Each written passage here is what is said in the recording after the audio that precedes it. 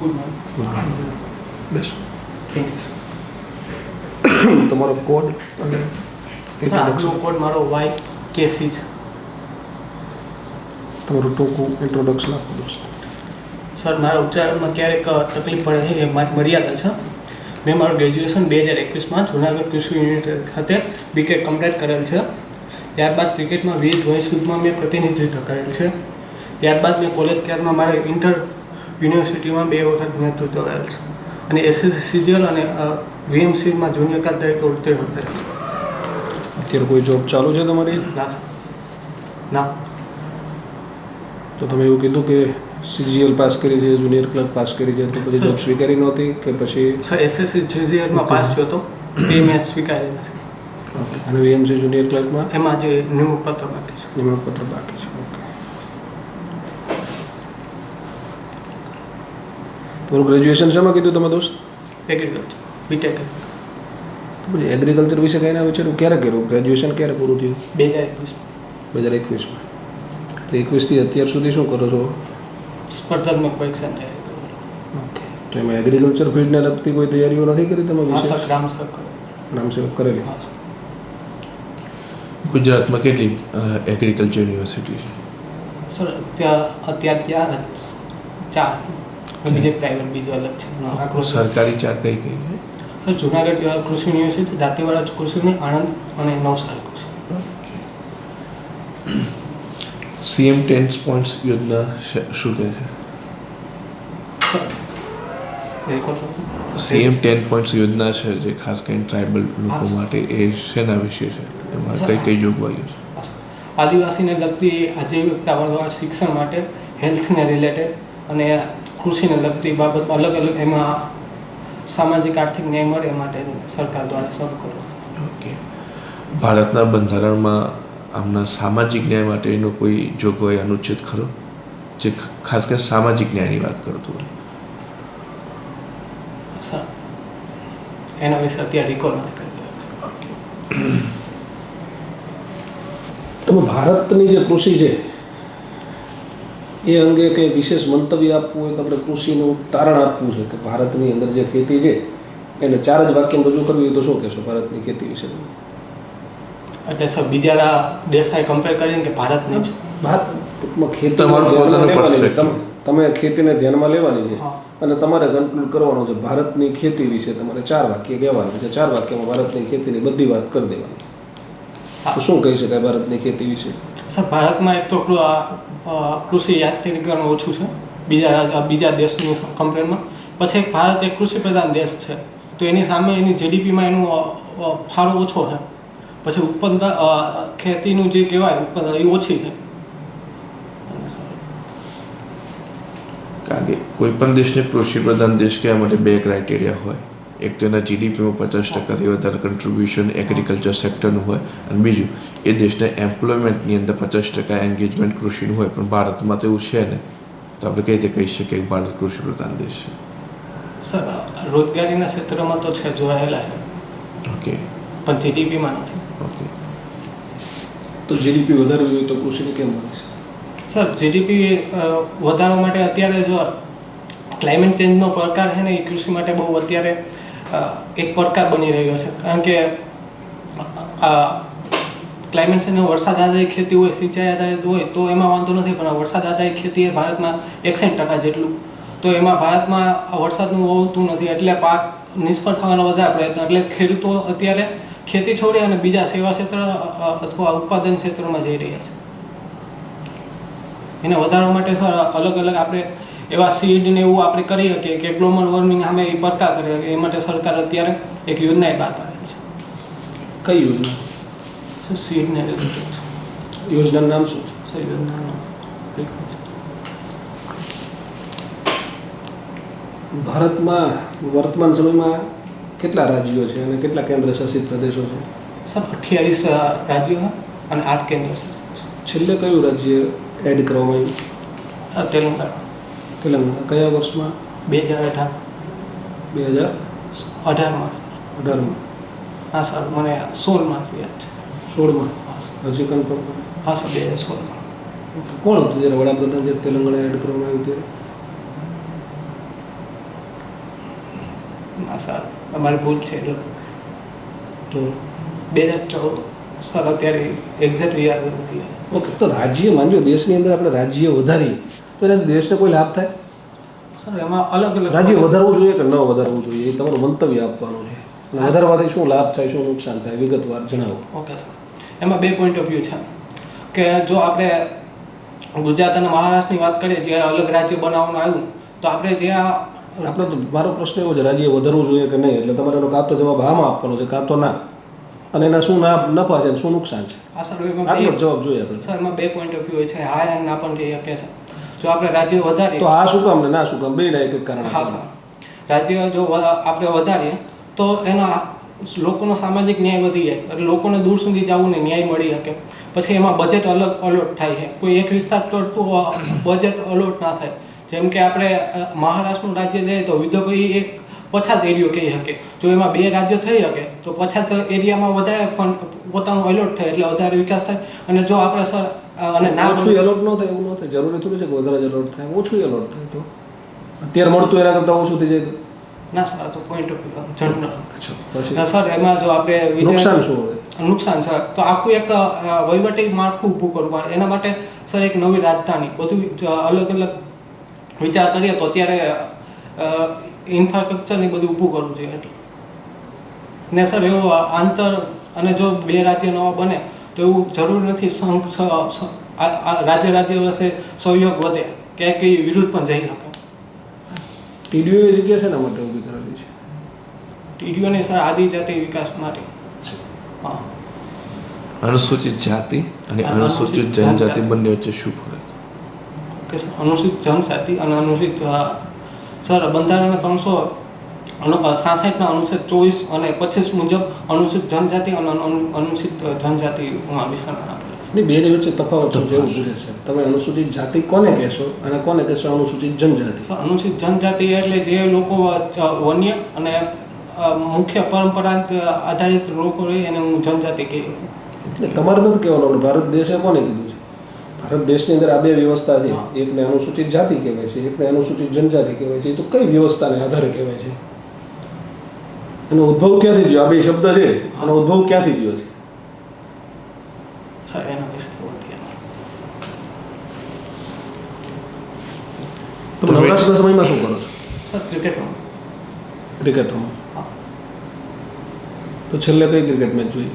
Sir આવતીકાલે આવતીકાલની? ભારત અને બાંગ્લાદેશ. એ તો ગઈકાલની છે ને, આવતીકાલ તો હજી બાકી છે. જોઈ સાહેબ પૂછી. હા સર, ગઈકાલે. ગઈકાલે કોણ હતો man of the match? Sir મેં તો મેચ આપણે સંજુ સેમસંગ વિકેટ. આપણે કેટલા રન કર્યા હતા? Sir 257, 5 wicket. આપ ટીડીઓ ઓફિસર તરીકે ફરજ બજાવતા હોય તો આપણા ઉપરી અધિકારી કોણ હોય? સર ઉપરી અધિકારી મદદનીશ કમિશનર, એમની ઉપર? એની નાયબ કમિશનર. ઓકે, અને એમની ઉપર? સંયુક્ત કમિશનર. અને એમની ઉપર? સર કમિશનર ઓફ આદિજાતિ વિકાસ. ઓકે, આ ડિપાર્ટમેન્ટ ક્યારથી અલગ પડ્યું અને પહેલાં કયા ડિપાર્ટમેન્ટ અંતર્ગત આવતું હતું? સર એક્ઝેક્ટ યાદ નથી પણ તમે ગેસ કરો કે કોશિશ કરો. સર 2003-4. ઓકે, કયા ડિપાર્ટમેન્ટમાંથી? તો કીધું નહીં. તમે પ્રશ્ન એવો પૂછ્યો, તમે પ્રશ્ન સાંભળતા નથી ધ્યાન રાખીને. તમને પ્રશ્નમાં જે વસ્તુ તમારે પસંદ માગી ને એટલો જ જવાબ જોઈએ છે. કયા ડિપાર્ટમેન્ટમાંથી અલગ પડ્યું અને ક્યારે? તો તમે ક્યારેનો ગેસ કર્યો પણ એની આગળનો પ્રશ્ન તો ઊભો રહી ગયો. ધ્યાન રાખવું પડશે ને. કયા ડિપાર્ટમેન્ટમાંથી? સર યાદ નથી. તો થોડીક વાર પછી યાદ આવશે તો આપણે બેસીએ, ને વાંધો નથી. ના સર ઓકે. અને મેઇન જે હેડ ઓફિસ છે એ અમદાવાદમાં છે ગાંધીનગરમાં છે? સર ગાંધીનગર. એ ભવનનું કોઈ ચોક્કસ નામ? બિરસા મુંડા. કોણ હતા બિરસા મુંડા?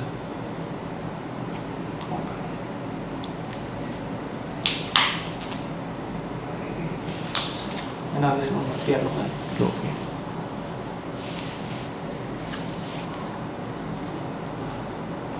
આપણે ગુજરાતને ભૌગોલિક રીતે જોઈએ તો આ લોકોની વસ્તી ગીચતા ગુજરાતના કયા ડાયરેક્શન, કયા પ્રદેશમાં વધારે છે જોવા જઈએ તો આપણે આદિજાતિ જનજાતિની? હા સર, ઉમરગામથી લઈને અંબાજી સુધી. ઓકે, ઉમરગામ કયા જિલ્લામાં? ઉમરગામ સર માની લો ભારતની ક્રિકેટ ટીમ છે હા સર. એ ઇંગ્લેન્ડ રમવા જાય હા સર. તો મેચ સોમવારે હોય, સોમવારે અને 17મી તારીખે મેચ છે એમની ત્યાં, હા તો એ વહેલા જાય છે કે ઓન ટાઈમ જાય છે? સર. ઇંગ્લેન્ડ. ઇંગ્લેન્ડ રમવા જવાનું છે ભારતની ટીમની, અને પહેલાં તમે ક્રિકેટના રસિયા છો હા સર. તો ભારતની ટીમ ઘણી બધી વાર અહીંથી ઇંગ્લેન્ડ રમવા ગઈ હોય છે, તો એમની 17મી તારીખે સોમવારે મેચ હોય તો ભારતની ક્રિકેટ ટીમ છે વન ડે ઇન્ટરનેશનલ મેચ છે, તો ત્યાં કેટલી વહેલા જાય? સર બાયોલોજીકલ ક્લોક પ્રમાણે વહેલી જાય એમ. કેટલી વહેલા જાય? સર અલગ અલગ ટાઈમ પ્રમાણે હોય, અઠવાડિયું કેવી રીતના જઈ કે કેમ વહેલી જાય? સર અહીંનું અને ત્યાંનું બાયોલોજીક ક્લોક સેટ કરવા માટે. બાયોલોજીકલ ક્લોક તો માની લો કે ઇક્વલ છે, તો શું કામ વહેલા જાય? સર ત્યાં પ્રેક્ટિસ મેચ ને એવું આયોજન કરવા માટે. યુરોપના અને ભારતના તાપમાનમાં, હવામાનમાં શું ફેરફાર છે? યુરોપમાં અને ભારત. યુરોપ અને આપણે એશિયામાં સ્પેસિફિક ભારતની વાત કરીએ, એમાં શું તફાવત છે? સર ભારતમાં જોઈએ તો ભારત ઉષ્ણકટિબંધીય આવેલું, અને યુરોપને જોઈએ ભારત તો ઉષ્ણકટિબંધમાં આવે છે. હા સર. અને ભારત ઉષ્ણકટિબંધ છે ને કે વ્યાખ્યા આપવી પડશે તમારે દોસ્ત. ઉષ્ણકટિબંધ એટલે શું? સર આપણે પૃથ્વીને આપણે અલગ અલગ કટિબંધમાં એટલે ઉષ્ણકટિબંધ ક્યાં આવે? મને લોકેશન સમજાવો. સર અક્ષાંશ અને રેખાંશમાં આપણે ડિવાઈડ કરેલ છે. હા, સો એમાં સર 0 થી 0 કટિબંધ છે એ અક્ષાંશને આધારે નક્કી થાય કે રેખાંશને આધારે? અક્ષાંશ કયા અક્ષાંશની વચ્ચે ઉષ્ણકટિબંધ કહેવાય? હવે એવું સમજાવો. સર 0 થી 30 0 થી 30 અક્ષાંશ. રેખાંશ, બે રેખાંશ વચ્ચે કેટલા મિનિટની ગેપ હોય? બે રેખાંશ પાસે રેખાંશથી શું શું ડિસાઇડ થાય? જેમ તમે કીધું કે કટિબંધ અક્ષાંશથી ડિસાઇડ થાય, તો રેખાંશના આધારે શું ડિસાઇડ થાય? સર રેખાંશ આખો સમય સર બે રેખાંશ વચ્ચે 4 મિનિટનો ઓકે.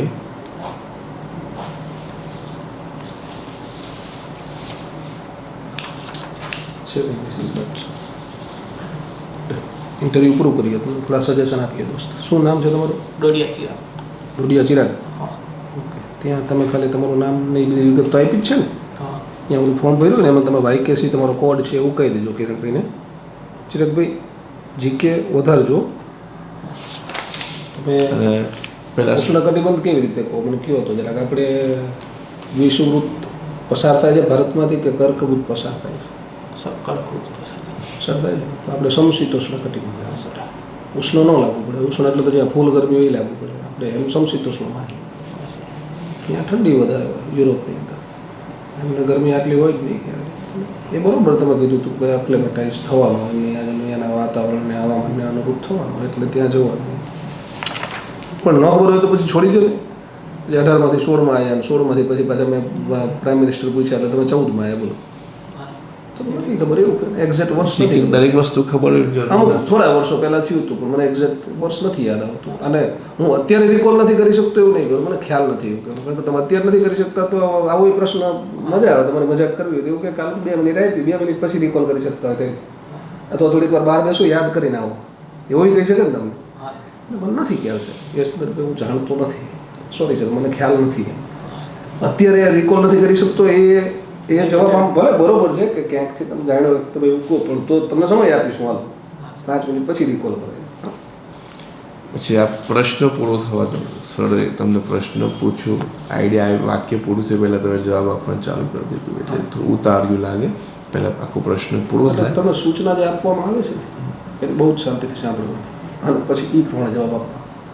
સાહેબે તમને પૂછ્યું કયા ડિપાર્ટમેન્ટમાંથી અલગ થયું અને ક્યારે, એટલે તમારા પાસે પ્રશ્ન કેટલા આવ્યા, પ્રશ્નાચિહ્ન કેટલી જગ્યાએ? 2 જગ્યાએ. તો તમારા જવાબ કેટલા આવવા જોઈએ? 2. પહેલાં એ 2 જગ્યાએ જ આવવા એ સિક્વન્સમાં આપો. તો મેં તમને પૂછ્યું કે કયા ડિપાર્ટમેન્ટમાંથી અને ક્યારે, તો તમારે પહેલાં ડિપાર્ટમેન્ટનું નામ બોલવાનું, પછી ક્યારે. એ બધા તમને ત્યાં ઇમ્પ્રેસિવ તમારો જવાબ લાગશે. તો આપણે ઓફિસર બનવા જવું છે ને, તો પછી તમારો એટીટ્યુડ ઓફિસર જેવો હોય, તમારા જવાબ ઓફિસર જેવો હોવા જોઈએ. મેં તમને જે પ્રશ્ન પૂછ્યો આના માટેનો, એ તો સૌથી વેરી બેઝિક આનું નોલેજ કહેવાય. અનુચ્છેદ 17 છે જે આપણો અસ્પૃશ્યતાની નાબૂદી, બધું આવડતું એને આવડતું ના ચાલે. સૌથી બેઝિક એનાથી જ આ બધી વસ્તુની રચના થઈ છે. એનું બીજ જે છે, આર્ટિકલ જે છે, અને અનુસૂચિત કંઈક જનજાતિમાં સાહેબ એને શું કલમ કીધી હતી બંધારણની કઈ હતી? 367 એ બે ડિપાર્ટમેન્ટ અલગ પડ્યા હતા એમના માટે. બાકી main અનુસૂચિત જાતિ જનજાતિ 340 341 આ કલમ. 340 અનુસૂચિત જાતિ, 341 અનુસૂચિત જનજાતિ બંધારણની. કોને અનુસૂચિત જનજાતિ કહેવાની બંધારણની કલમ નંબર 341માં લખ્યું છે. તે કીધું એ બરોબર હતું કે ભાઈ એ વન્ય હોય અથવા તો રખડતું ભટકતું જીવન જીવતા હતા એમને અનુસૂચિત જનજાતિ. અને એ શબ્દ જેવું કહે છે બેટા, અનુસૂચિત એટલે જે અનુસૂચિની અંદર મેન્શન કર્યું છે એમાં લખેલી જનજાતિ. કઈ અનુસૂચિમાં લખ્યું છે તો કે 341મી એમાં લખ્યું છે કે ભાઈ અનુસૂચિ આપી છે આપણને કે આટલા છે એ આ અનુસૂચિમાં આવે. અને એમાં કોઈ પર્ટિક્યુલર જ્ઞાતિઓ ક્યાંય લખી નથી. ભારત આઝાદ થયું, ભારતનું બંધારણ લાગુ કરવામાં આવ્યું ત્યારે જેનું સ્થાયી જીવન નહોતું, રખડતું ભટકતું જીવન હતું, 2 મહિના 5 મહિના અહીંયા રહે, 2 મહિના 5 મહિના અહીંયા રહે, એવી રીતે એમનું જીવન પૂરું કરતા હતા. એ બધાને આપણે અનુસૂચિત જનજાતિ કીધી. અને જાતિ એટલે સાહેબે કીધું એમ કલમ નંબર 17 પ્રમાણે those who were treated as untouchable before independence. Independence પછી તો અલાઉડ છે નહીં, પણ આપણું બંધારણ લાગુ થયું પછી તો એ તમારું સબ્જેક્ટ સ્પેસિફિક નોલેજ એ થોડી ઇમ્પ્રૂવ કરવાનું રહેશે તમારે આ ફિલ્ડ પર. ઓકે, આમ કામને સારી છે, શાંતિથી બેસે છે એ સરસ છે, પણ નોલેજ તો વધારવું પડશે.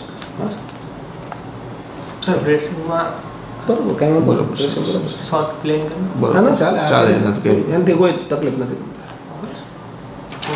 ભલે.